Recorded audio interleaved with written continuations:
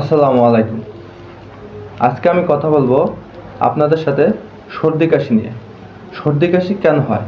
আমাদের দেশের প্রত্যেকটা মানুষেরই সর্দি কাশি হয়ে থাকে।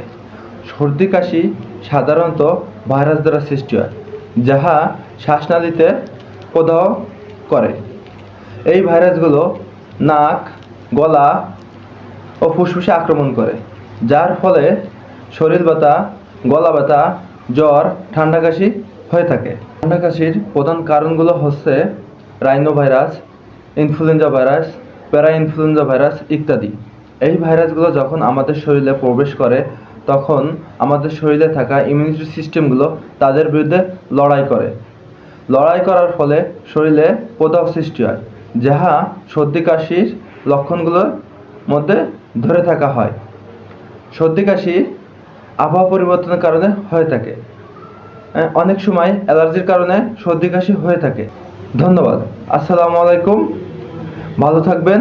পরবর্তীতে আবার কোনো ভিডিও নিয়ে দেখা হবে আপনাদের সাথে।